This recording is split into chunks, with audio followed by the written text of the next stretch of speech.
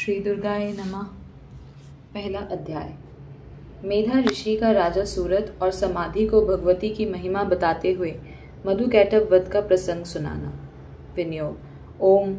प्रथम चरित्र के ब्रह्मा ऋषि, महाकाली देवता, गायत्री छंद, नंदा शक्ति, रक्तदंतिका बीज, अग्नि तत्व और ऋग्वेद स्वरूप हैं।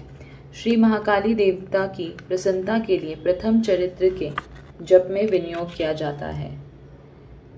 भगवान विष्णु के सो जाने पर मधु और कैटभ को मारने के लिए कमल जन्मा ब्रह्मा जी ने जिनका स्तवन किया था, उन महाकाली देवी का मैं सेवन करती हूँ।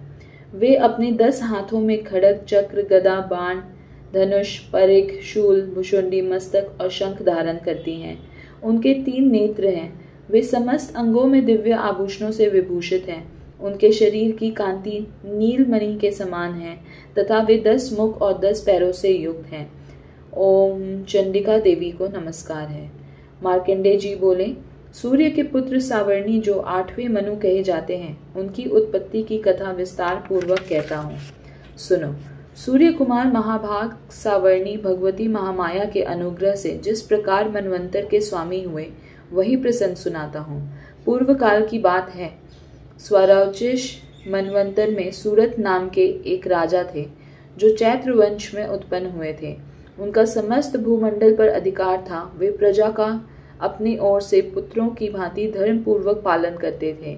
तो भी उस समय कोला विध्वंसी नाम के क्षत्रिय उनके शत्रु हो गए। राजा सूरत की दंड नीति बड़ी प्रबल थी। उनका शत्रुओं के साथ संग्राम हुआ। यद्यपि कोला विध्वंसी संख्या में कम थे, तो भी राजा सूरत युद्ध में उनसे परास्त हो गए। तब वे युद्ध भूमि से अपने नगर को लौट आए और केवल अपने देश के राजा होकर रहने लगे। किंतु वहां भी उन प्रबल शत्रुओं ने उस समय महाभाग राजा सूरत पर आक्रमण कर दिया।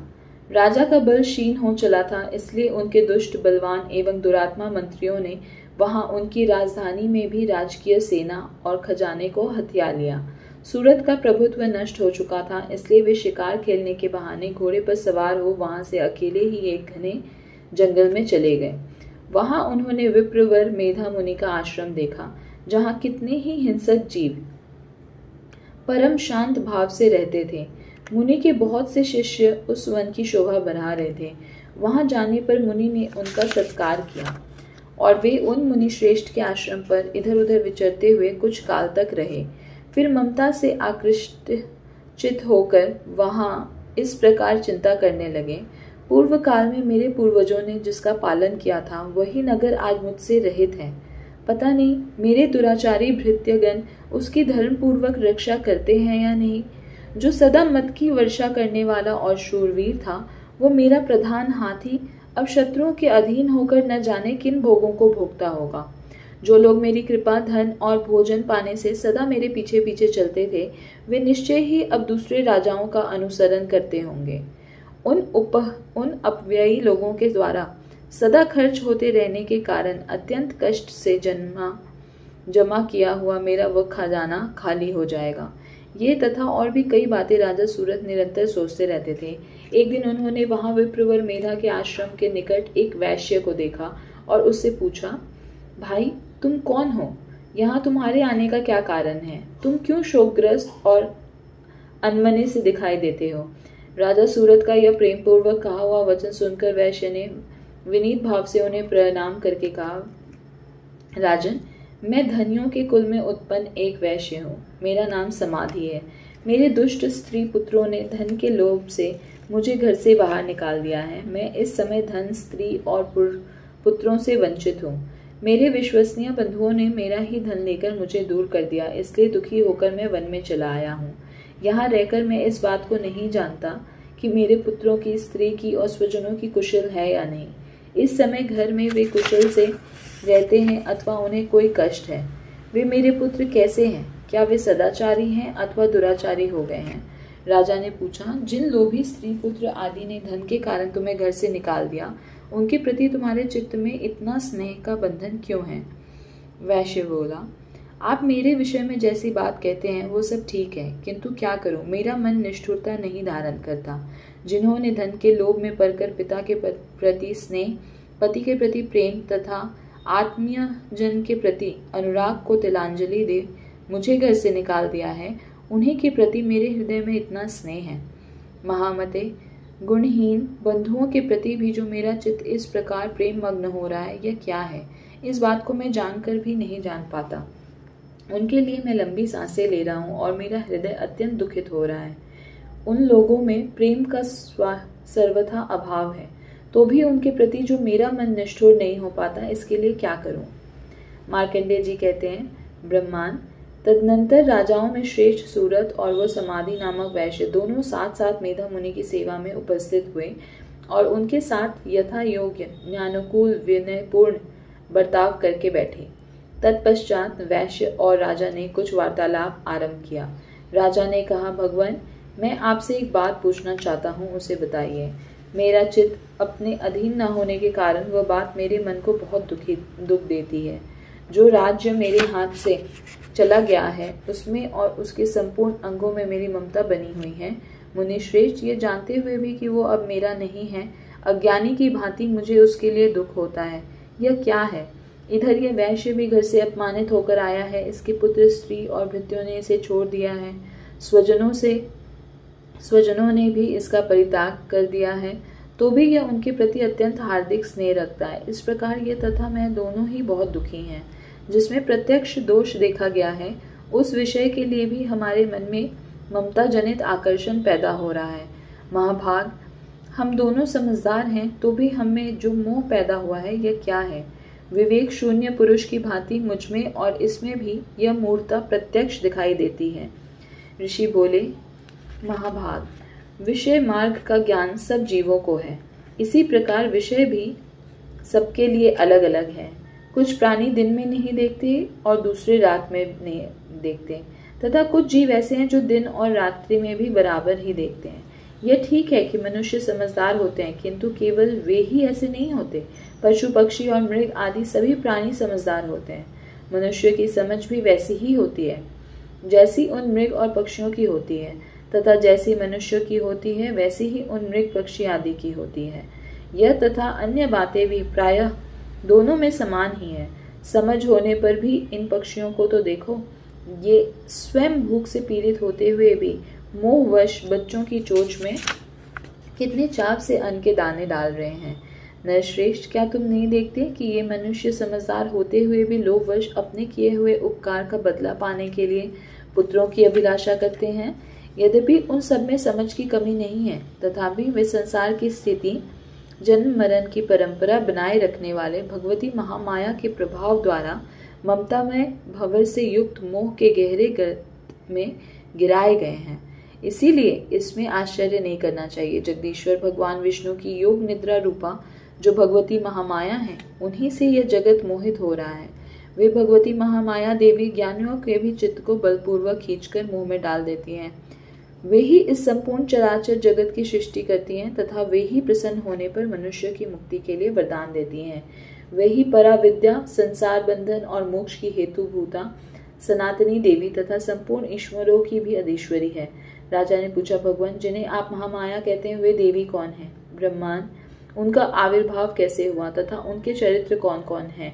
ब्रह्मवेत्ताओं में श्रेष्ठ महर्षि, उन देवी का जैसा प्रभाव हो, जैसा स्वरूप हो और जिस प्रकार प्रादुर्भाव हुआ हो, वह सब मैं आपके मुख से सुनना चाहता हूँ।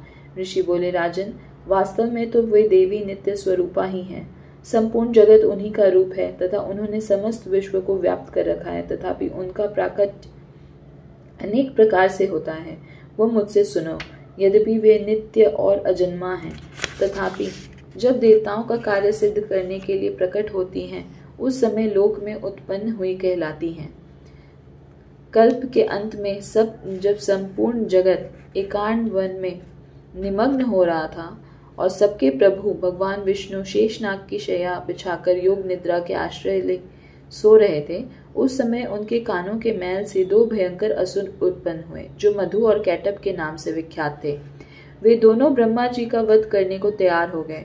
भगवान विष्णु के नाभि कमल में विराजमान प्रजापति ब्रह्मा जी ने जब उन दोनों भयानक असुरों को अपने पास आया और भगवान को सोया हुआ देखा, तब एकाग्रचित होकर उन्होंने भगवान विष्णु को जगाने के लिए उनके नेत्रों में निवास करने वाली योग निद्रा का स्तवन आरंभ किया, जो इस विश्व की अधीश्वरी, जगत को धारण करने वाली, संसार का पालन और संहार करने वाली तथा तेज स्वरूप भगवान विष्णु की अनुपम शक्ति हैं।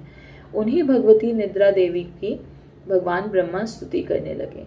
ब्रह्मा जी ने कहा, देवी तुम ही स्वाहा, तुम ही स्वधा और तुम ही वष्टकार हो।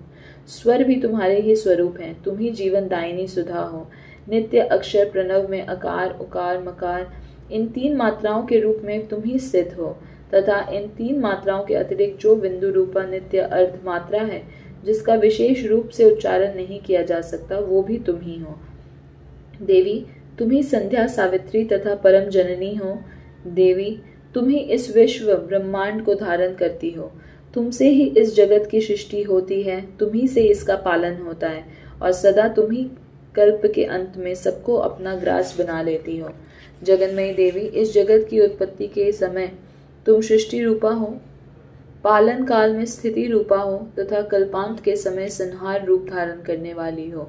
तुम ही महाविद्या, महामाया, महामेधा, महास्मृति, महामोह रूपा, महादेवी और महासुरी हो। तुम ही तीनों गुणों को उत्पन्न करने वाली सबकी प्रकृति हो। भयंकर काल रात्रि, महारात्रि और मोह रात्रि भी तुम ही हो। तुम ही श्री, तुम ही ईश्वरी, तुम ही ह्रीं और तुम ही बोध स्वरूपा बुद्धि हो। लज्जा, पुष्टि, तुष्टि, शांति और क्षमा भी तुम ही हो। तुम खड्ग धारणी, शूल धारणी, घोर रूपा तथा गदा, चक्र, शंख और धनुष धारण करने वाली हो।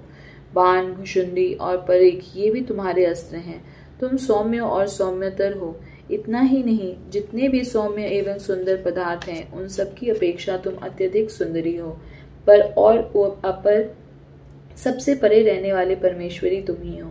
सर्वस्वरूपे देवी, कहीं भी सत असत रूप जो कुछ वस्तुएं हैं और उन सब की जो शक्ति है वह तुम ही हो। ऐसी अवस्था में तुम्हारी स्तुति क्या हो सकती है? जो इस जगत की सृष्टि, पालन और संहार करते हैं, उन भगवान को भी जब तुमने निद्रा के अधीन कर दिया है, तब तुम्हारी स्तुति करने में यहाँ कौन समर्थ हो सकता है? मुझको, भगवान शंकर को तथा भगवान विष्णु को भी तुमने ही शरीर धारण कराया है, अतः तुम्हारी स्तुति करने की शक्ति किसमें है देवी? तुम तो अपने इस उदार प्रभाव से ही प्रशंसित हो। ये जो दोनों दुर्धर्ष असुर मधु और कैटभ हैं, इनको मुंह में डाल दो और जगदीश्वर भगवान विष्णु को शीघ्र ही जगा दो। साथ ही इनके भीतर इन दोनों महान असुरों को मार डालने की बुद्धि उत्पन्न कर दो। ऋषि कहते हैं, राजन, जब ब्रह्मा जी ने वहां मधु और कैटभ को मारने के उद्देश्य से भगवान विष्णु को जगाने के लिए तमोगुण की अधिष्ठात्री देवी योग निद्रा की इस प्रकार स्तुति की, तब वे भगवान के नेत्र, मुख, नासिका, बाहु, हृदय और वक्ष स्थल से निकलकर अव्यक्त जन्मा ब्रह्मा जी की दृष्टि के समक्ष खड़ी हो गईं। योग निद्रा से मुक्त होने पर जगत के स्वामी भगवान जनार्दन उस एकांत वन के जल में शेषनाग की शैया से जग उठे। फिर उन्होंने उन दोनों असुरों को देखा। वे दुरात्मा मधु और कैटभ अत्यंत बलवान तथा पराक्रमी थे और क्रोध से लाल आंखें किए ब्रह्मा जी को खा जाने के लिए उद्योग कर रहे थे। तब भगवान श्री हरि ने उठकर उन दोनों के साथ 5000 वर्षों तक केवल वायु युद्ध किया।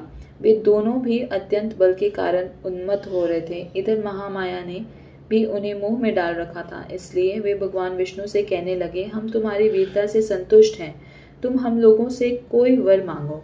श्री भगवान बोले, यद्यपि तुम दोनों मुझ पर प्रसन्न हो तो अब मेरे हाथ से मारे जाओ।